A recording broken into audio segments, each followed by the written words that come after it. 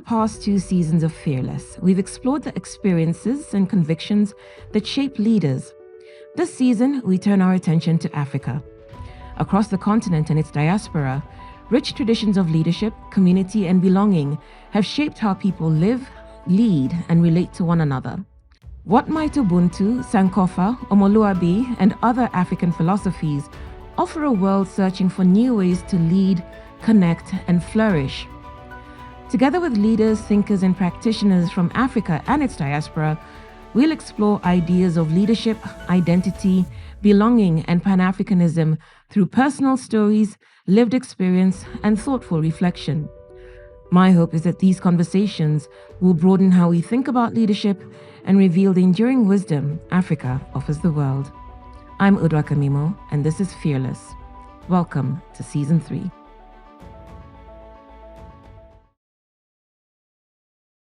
Today's guest embodies the African philosophy of Sankofa, return, because what was meant to be a 1-month visit to the United States when she was a child became a 16-year absence when civil war broke out in Liberia. When Ellen Pratt finally returned home, it was to witness history in the making, the inauguration of President Ellen Johnson Sirleaf as Africa's first democratically elected female head of state. Ellen is an urban planner by training and a public servant by vocation. She has spent more than 25 years helping rebuild Liberia and shape the country's future. Today, as executive director of the Ellen Johnson Sirleaf Presidential Center for Women and Development, she leads an institution dedicated to preparing a new generation of African women leaders through the Amuje Initiative and other leadership programs. Ellen, welcome to Fearless. Thank you, Udwak. It is a pleasure to be here. Ellen, take us to the day you were leaving for America. How old were you? Oh, wow. The day I was leaving, I was 15 years old. I was a senior in high school and president of the senior class, and on my way to being valedictorian, because for the last 5 years of our schooling, it was a friend and I who vied for first and second place. And at the beginning of senior year, I told her, this is my year. So all of that was happening as we were preparing to leave Liberia for 1 month on June 1st, 1990. We got to the airport, and about 3 or 4 of our friends were also on the flight. So it was just a time of, what are you going to do for the summer? Where are you going to go shopping? You can't wait to come back home. But I do remember when we were leaving, it became quiet and foreboding. And as we ascended in the plane, I got a little pensive. And now I know why, because 2 days later, our airport was attacked by the rebels. And so we were the last international flight out of Liberia for several years because the airport was damaged 2 days later on a Sunday. So you're with your family, you're going on holiday. What is happening in your minds as you're processing that what was supposed to be a holiday is now exile? So, it took a while to even use the word exile. So we started off with the 1-month holiday. And, we typically spent 3 months of the summer in the U.S. every year since I was 9 years old. So this was no different. Spending the holiday, so we were in New York. And I won't forget 164-30 Hillside Avenue, where we lived. And it was a bit of a rough neighborhood in Jamaica, Queens. But, when you're on holiday, it's not a big deal. You're with family. So come 2 months later, we realized Liberia is in full-blown warfare. We are not going home. My aunt calls from Georgia, the South, and she says, I think you all should come to Atlanta. There's a yard here. The children can play. They can come outside. So we packed up and moved to Smyrna, Georgia. on the outskirts of Atlanta, but you would not think so. In 1990, Smyrna might have well have been the back of Liberian hinterlands. They could not understand our English. We could not understand their Southern English. It was an interesting time to start the 12th grade all over again because they also would not accept any of the credits and work that I had done already. So I repeated the 12th grade, but I was still only 15 years old, so 2 years younger than most of my classmates. But what was interesting was our parents at this point, they had lived through a 1980 coup. They had lived through a 1985 attempted coup.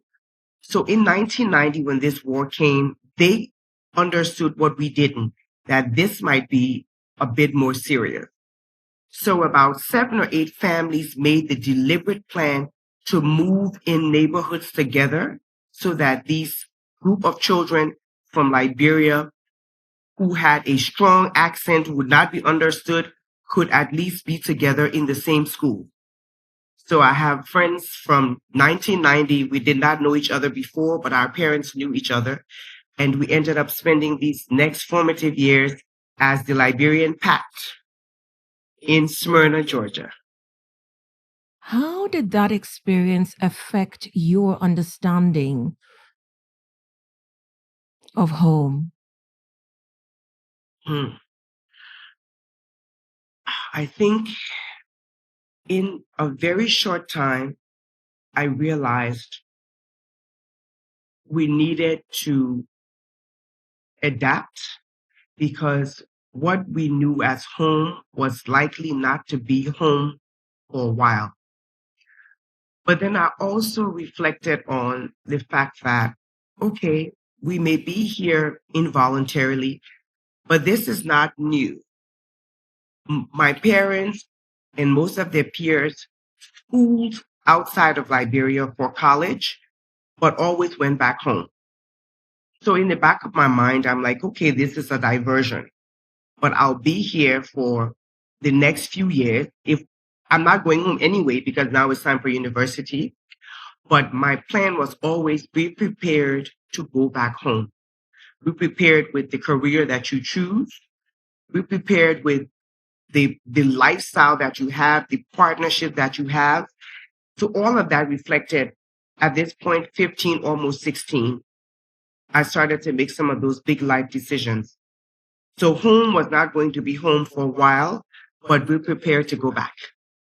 It sounds, Ellen, as if you understood that the war too would pass and Liberia would need to be rebuilt and it would need leaders. Am I hearing you correctly?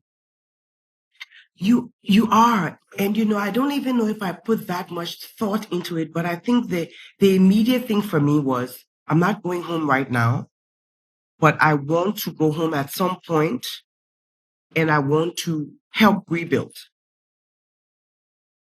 So I think, yeah, that's simplistic. I wasn't even thinking who the leaders would be, what they would need. I just knew rebuilding, going back home. And so, home as Liberia, you go back at the age of about 30 or thereabouts, in your early 30s, and you're going back to witness history. President Ellen Johnson Sirleaf, and so many of us around the world, in Africa, young women were so excited to see this happen. You go back for her inauguration. What did that moment mean for you? I think that moment was one of the life-changing moments in my life because one, just the emotions around landing. I remember landing the flight. And again, we travel as a group. So there was a group of us going. Some had been home before, but there were 1 or 2 of us who had not been home since 1990. So 16 years. And the plane landed and it felt surreal. I got off the flight. We cried a bit. We teared up. We hugged. Some people literally bawled when we landed, but we were so excited at this point. And it I mean, the feeling was unbelievable, but I don't think that was when it hit me. I think it hit me at the inauguration, the actual event when Madam was ushered in and stood on the podium. I remember thinking, I don't think there's a prouder woman in the world than me. I'm not thinking the president, I'm thinking I am so proud to be a Liberian woman at this time in this place. And I'm sure many of us thought that, but in that moment, I could not have felt more proud to be from this war torn, one of the poorest countries in the world. And, the statistics go on and on. But in that moment, I was Ellen from Liberia, here to witness history Your with another namesake. Ellen. Yeah, your namesake Ellen is president. Look, there is something about Liberian women, isn't there? Because Liberia gives us Africa's first democratically elected president. I remember as a journalist covering aspects of that war and hearing about the way Liberian women changed the course of the war, demanding peace, agitating and making sure that their voices were heard. You have two Nobel laureates because it's Madam Ellen Sirleaf and Leigh McBowie. Mm-hmm. Tell us, what is the secret sauce? I think the secret sauce is almost a bit in the name of your podcast. Liberian women are fearless. And from history, 1847, when those women were part of the group to declare that we wanted sovereignty, they wanted their voices heard. I'll go back to 1821, 1822, when they came on those ships. Those women, many of them just freed from slavery, knew what it was to struggle. And they deliberately came to a new land and said, we're going to survive and we're going to thrive. So as quiet as the history is, for every successful man in Liberia from the 1800s, there's a sister, a mother, a wife that was the backbone to that family, that kept the children well when people were dying of malaria and tropical diseases. You fast forward to the 1920s and 30s, when Liberian women were going to universities, when they were the first to board a ship, like my grandmother and my great-grandmother, to board a ship to go to England to study. The 1920s and 30s, they were getting degrees, they were going to university. In 1944, my grandmother divorced her first husband. They were getting divorces in the 1940s. They owned property in the city, and they were raised to be unafraid. And that spirit is what we were raised with. We were raised with grandmothers who did not shy away from the conversations with their husbands. So we were raised to sit in the room with the men and have the conversations. We were raised that when they went to the Masonic Lodge, the women went to the Masonic Lodge as well, two separate spaces, but they were all there together. So the issue of not doing was not part of our upbringing. To what extent, Ellen, would any Liberian listening to you think, hang on, you're describing one aspect of Liberia because you've talked about the emancipated slaves coming to Liberia, new land, versus the indigenous community in Liberia, because that's been part of the historical agitation, hasn't it? Between the Creoles and the indigenous, tribes of ethnic groups of Liberia. So we're not Creole. Creole is from Sierra Leone, but the same idea. Liberians were called Americo-Liberians or the Congos. And it's because Liberia is a mix of indigenous Liberian and those that came. And those that came were not only freed slaves or emancipated slaves or freedmen from the US. There were also Africans that were emancipated from ships that were on their way to slavery, because at the time, the The slave trade was abolition. illegal. Yeah. Yes. So from Angola, from the Congo, they were rescued and brought to Liberia. So we are a melting pot of a lot of African nations that came together under this one umbrella. But let me do say that a lot of my upbringing is from a sphere that is not the typical Liberian. My family represents the 5%, mostly American Liberian, Congo, and indigenous. I like to say I'm quintessentially Liberian. I'm a mix of everything. But I also will understand that there is a significant and a large population of women whose story is not mine. They're not fearless. Or if they are, they were made quiet. They were not allowed to speak their truth. So there is that population of women that is now seeing an amazing resurgence because they're not quiet anymore. And they may have been quiet in 1990, but as you can see from the war years, they found their voices. Mhm. So look, let's then go into you and your career and leadership, because you come back to and when did you come back? Because you come for the inauguration. Do you go back to the US, or do you just remain in Liberia? Like, this is it, I'm not going back. Oh no, I went back, and then I was very systematic in my planning at this point because I'm very much in the American dream. You have a house that you're paying a mortgage on. You have a car that you're paying a note on. You're tied to American capitalism. So it took me 5 years to financially get free to move to Liberia, because that was also important. I wanted to move to Liberia and be ready for anything. And I do mean anything, because Liberia was a shocker when I finally moved back. But in those 5 years, I came back every year for anywhere from 3 to 6 weeks, trying to immerse myself back in Liberian culture. I worked in the government pro bono over those 5 years. So I felt I was quite prepared. And for me, that was important.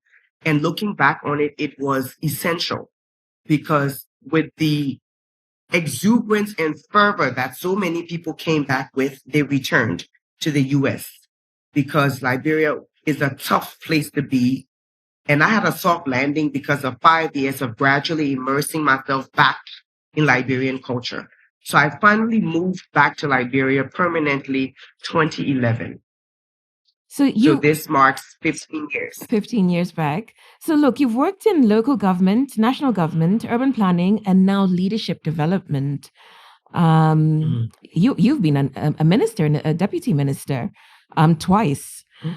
Looking back across these experiences, Ellen, what have they taught you about the kind of leadership that is required to help Africa recover from conflict and to flourish? So what this has taught me is you need leaders that are ready to put country first. It seems cliche, but I don't think that's what we see on the continent enough of. Leaders who will build the country before building themselves and their generations to come.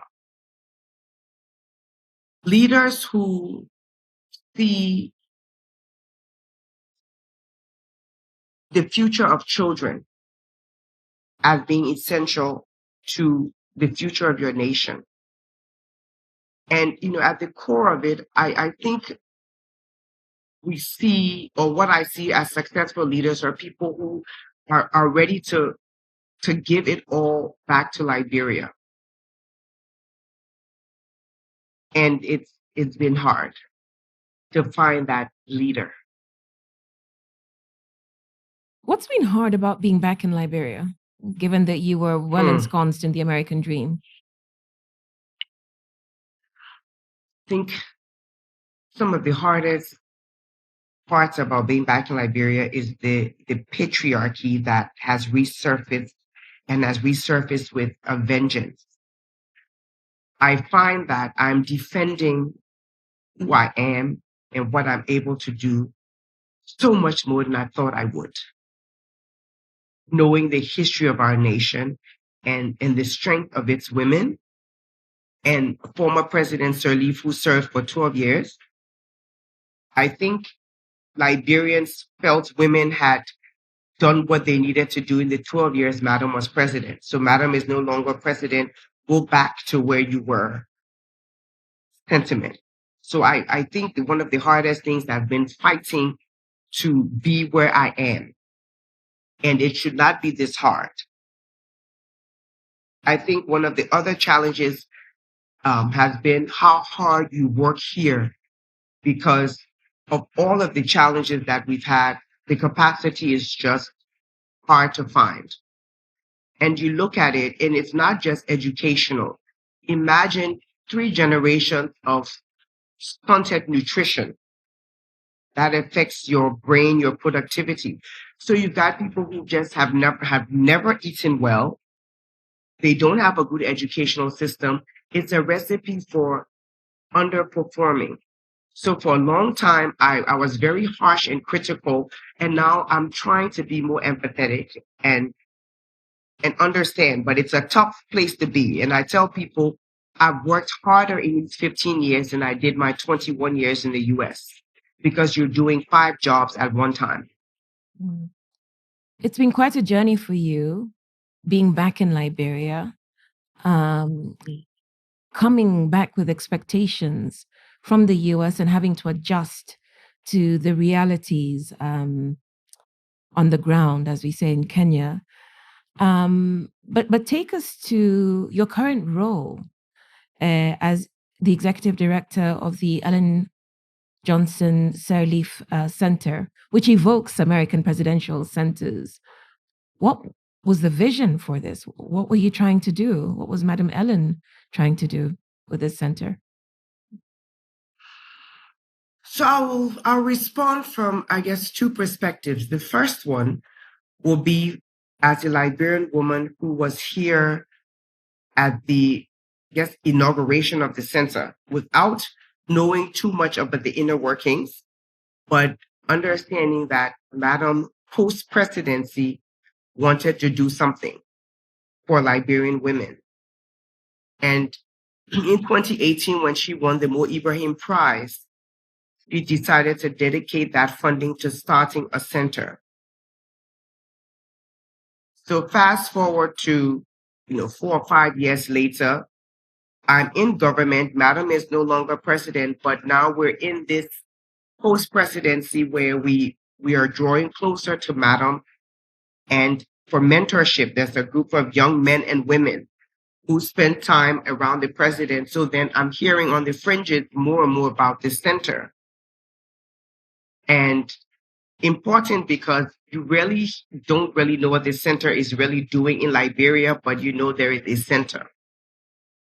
And so fast forward to about a year and a half ago, 2 years ago, I'm getting a bit of inertia in government. I'm on my 3rd presidential post, 4th presidential appointment, because I was appointed, I had a tenure that expired and I was reappointed to a position. And I'm feeling a bit of inertia. I've been in government as a political appointee for 3 presidents. I've seen the differences. Can I just stop you? Time... Can I just stop you to say you're deputy minister for urban planning, aren't you? And various other and various other critical roles. So you're not just a political appointee; you're critical infrastructure in Liberia. Yes. Okay. Thank you. Yes. So all of my appointments have been quite technical, which when you look at women's leadership and development is important. So I was the deputy minister for industry with the Ministry of Commerce, defining industrial development policy and growth for Liberia. I was the commissioner for land use and management when we wrote the country's first land rights law, which enshrined protection for women and really strengthened women's land rights. And then lastly, Deputy Minister for Urban Affairs with the Ministry of Local Affairs now, which was then the Ministry of Internal Affairs.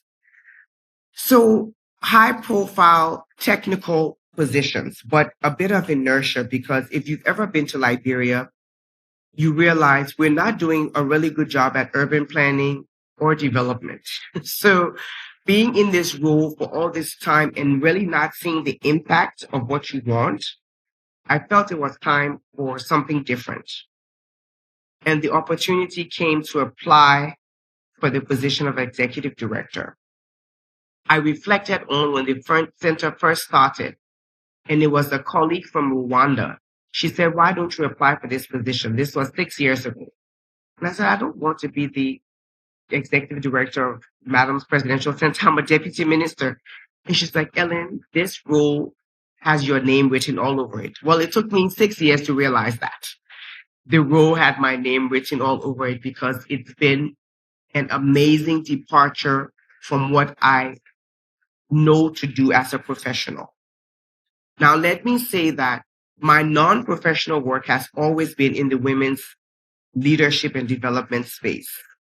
I have founded and headed very successful women's leadership organizations, both here and in the US, long running organizations. So when I'm not at my paying job, as they say, I'm working in women's leadership and development. But it took so many people telling me, you need to apply. This is you, before the light bulb went off. And, it's just been an amazing trajectory for me because as a young woman, I wish some of what we are offering had been around when we were in those formative and struggling years, not only in the US, but even here. Things like what? I don't know what things like the Amuje initiative, things like this collective and intentional mentorship and networking. I was not exposed to that before. And if it existed, we did not know it existed before. So that support, that hand holding, that I'm a deputy minister, it's a heavy title. I'm frustrated. I don't know what to do. Question to bring to a woman who's been in that role. We didn't have that. So what we are bringing, I wish I'd had when I was in my 30s and 40s. Beyond the access to mentorship and networking, what is your hope that the Emuje initiative and everything else you're doing at the center, what is your hope for how it shows up in the current generation of women leaders that you're working with? I hope it shows up as a renewed call to nationalism and coming back into government. I think because of the flawed governance we see around the continent, a lot of our most promising Africans are not going into public service. Why should I? I make more money in the private sector. My family is not exposed to this crazy scrutiny that happens, the cyberbullying, the attacks. They're not coming into public service, but we also see what happens when women are in positions of leadership and the transformation and the changes. So for me, I want to see more women leave the comfort of their existence and dare to come into public service and political service because the continent needs that. In as much as we need women in other spheres, we need a resurgence of women in public office with the skills and tools to thrive and the network and the support to thrive. And we need the young women to see themselves in some of these women and not just Ellen Johnson Sirleaf and Angie Brooks. I want them to see themselves in women who are in their 50s, 60s, and 40s and build that pipeline. This season of Fearless asks what traditional African approaches to leadership might offer a world in crisis. From where you sit, what might those be? I think you started off with one of them, Sankofa. you have to look backwards to understand where you're going. And I think my life and my path has been, that's been a big part of it. I also think the collective action, when we look at Ubuntu and I am because you are, the power of collectivism. I don't even know if that's a word, but I like it. And bringing people together and strengthening each other towards a common goal. I think we need to look at this intentional mentoring. And one of the conversations we've had is so much of this is embedded in traditional African leadership philosophy without giving it its name.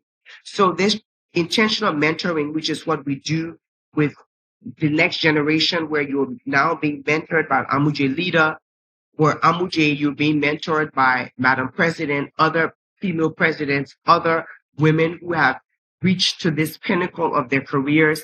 So intentional apprenticeship, if you will, and mentoring.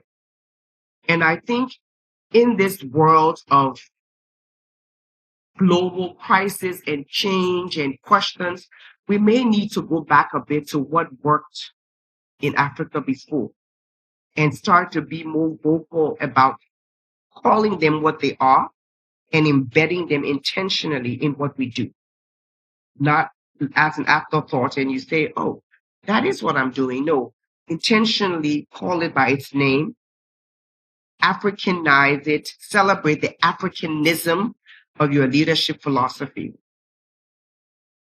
and use it. Mm. Where Rwanda had the Gacaca courts, the traditional model of justice to help deal with the aftermath of the country's genocide, Liberia had something similar, if I'm not mistaken, the Palaver Hut. Although there are questions about, whether Liberia's reconciliation efforts really stuck, that there are people who still feel aggrieved because they see their abusers, the people who mutilated them, roaming the streets. What model or models did Liberia call upon to help address the trauma of its past?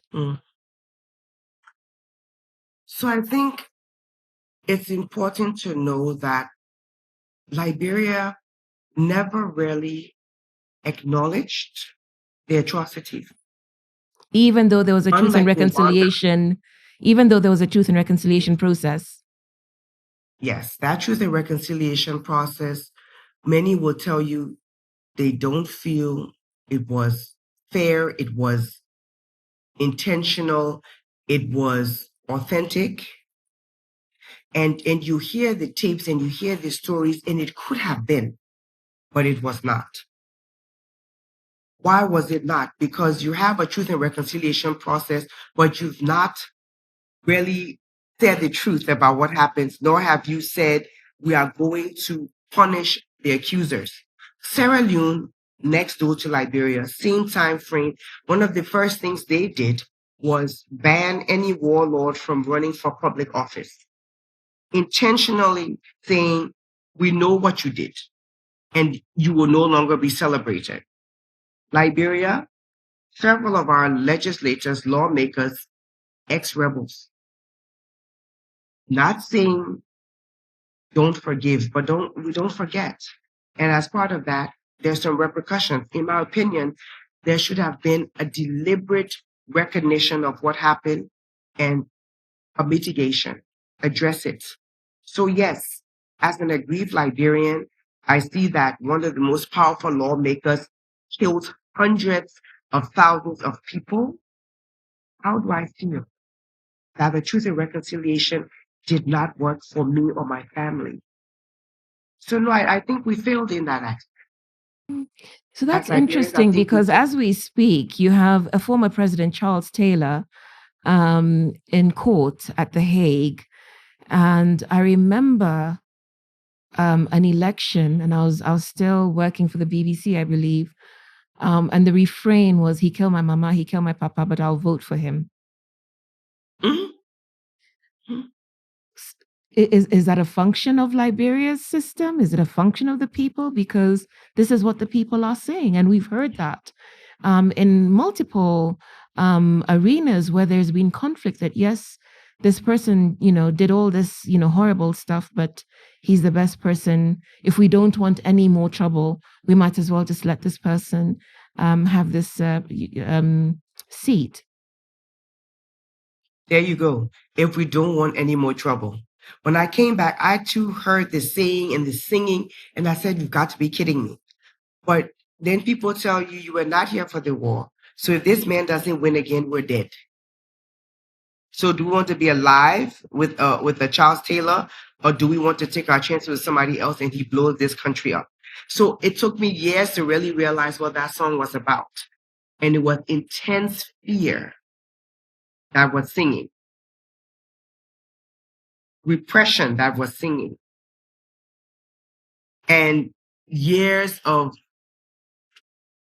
emotional blackmail and fear. Yes. Given a choice that would not have been their choice. And so going back to my question about leadership, because when we talk about African leadership philosophies, it makes it sound like Africa was this benign, benevolent place that was overrun by outsiders. And yet, we know that there were wars. We know that even with independence, our own African leaders have failed their people. So when you think about Liberia's particular history, from your vantage point, what then, in terms of leadership values, does Africa offer the world? That's a profound question. I think Africa offers the world leadership that responds to times of crisis. I'll go back to, like we said, before colonization, when there were wars between kingdoms, people fought for their nation. They fought for sovereignty. They fought for their freedom. I think we're losing that fight a bit to a plethora of reasons that we may not have time to go into in this podcast, but I think African leaders have become pawns to different ideologies. And they've lost that fight for country and that fight for self. So I think that's one thing we could give back to the world because, and I will use this poor country of Liberia, somewhere along the line, we lost it. But there was an incredible tenacity and resilience that we offered the world when we were only one of two independent nations on the continent, and slowly losing more and more of our coverage area because the bigger parties, the France, the England, were taking pieces of Liberia, and we were too small to fight in all parts of our nation. So even the shape of Liberia is as it is because they were taking pieces from the north, the east, the west, because we could not defend our borders, but we were defending our sovereignty.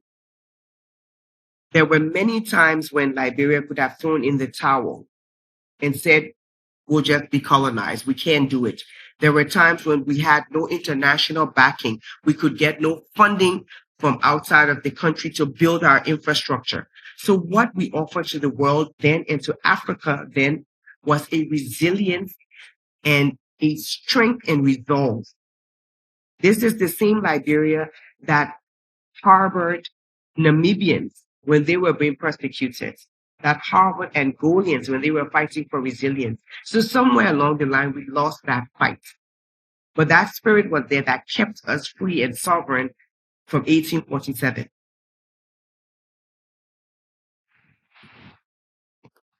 So as you speak, I have this imagery of Liberia with all its flaws, with all its joy and resilience as a haven, as you describe it, which brings me back to you and your work as an urban planner. What then are you thinking? You're in your mid-30s, you are part of the government, and you're rebuilding Liberia that's had turbulence since, its founding. Okay.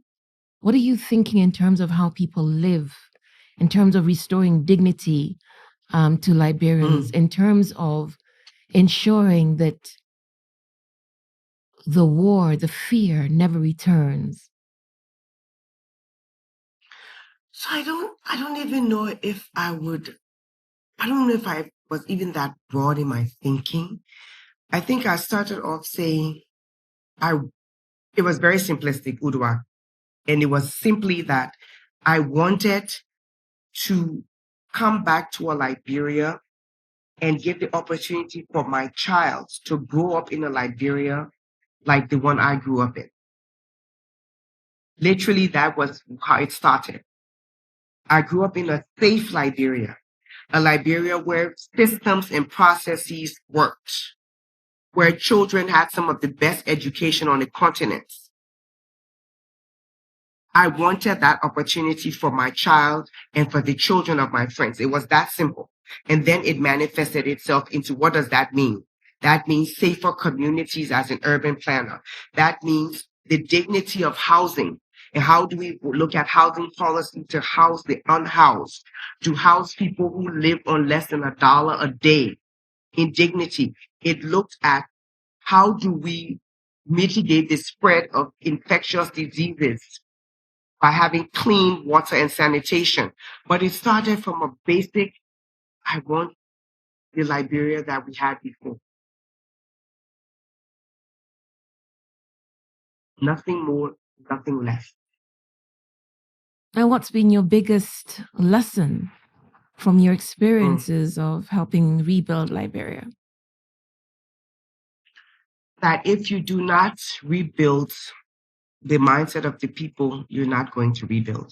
And I don't think we've done that.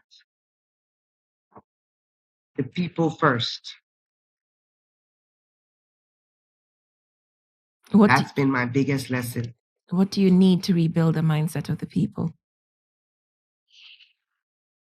You need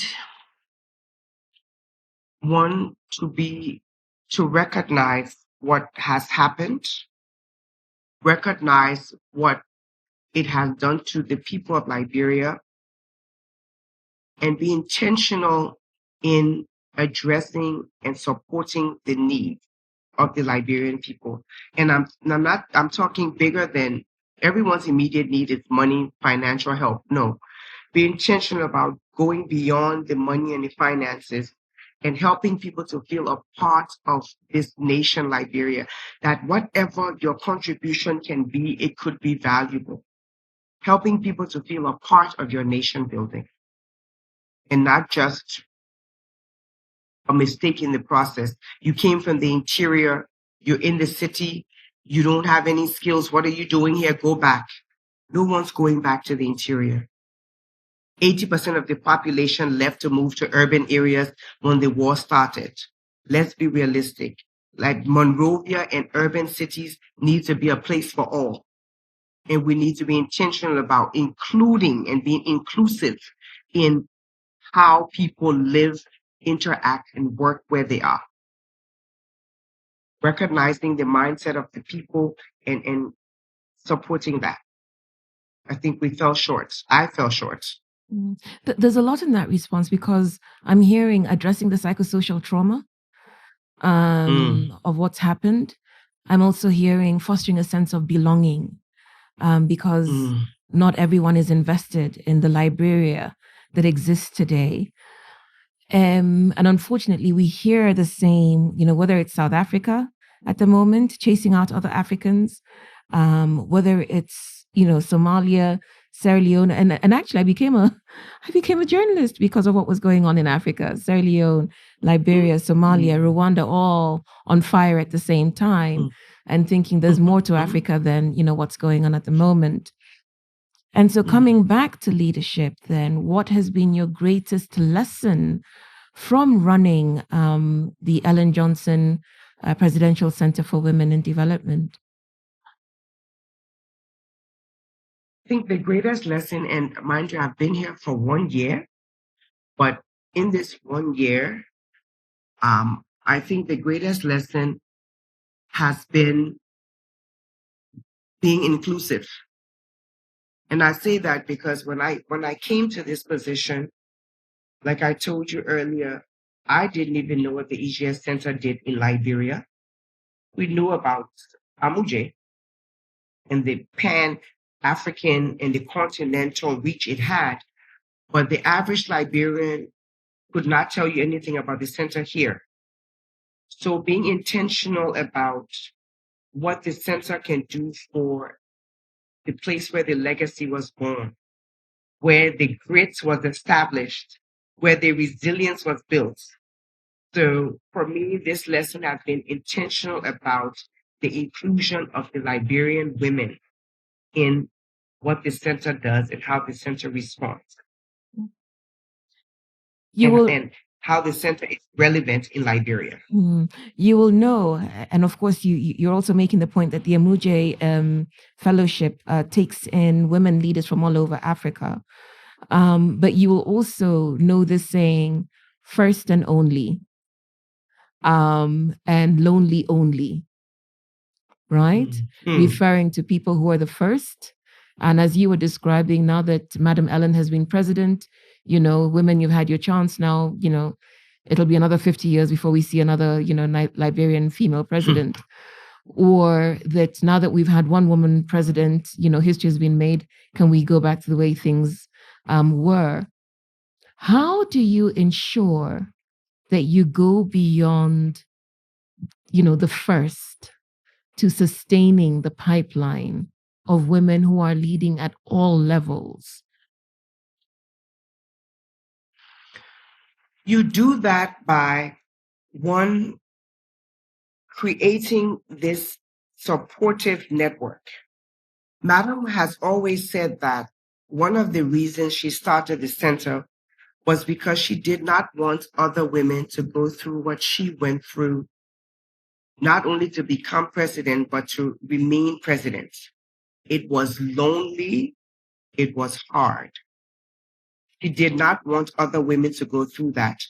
And one of the things she saw as a way to mitigate that was to have this supportive network where women could reach out to each other and reach out to other women who had walked that path. And I believe it was essential because 20 years before we got our next democratically elected female president, we don't have another 20 years to wait. And now we have 3 on the continent out of 54, when we're 51% of the population. The numbers don't match. So I think that network and support is important. And then very important is access. You could be the strongest, the most viable, and you don't have the access. The political machinery can be treacherous. How do you help women to have the access to that machinery, to have the access to the financial power that you need to run for office? So I think those are all the tools in this toolkit, if you will, that she wants to unpack for future leaders. Because yes, you will hear you've had the one and done, as they say. We can't afford one and done. If the males are not one and done, why should females be one and done? Indeed. So Ellen, let's cast our minds forward, maybe 20, 40, 50 years from this moment. And one of the future leaders who has gone through the EJS Center or the Amuje Fellowship is having a conversation. What do you hope she will say that she learned about leadership, not just from you, but from Africa?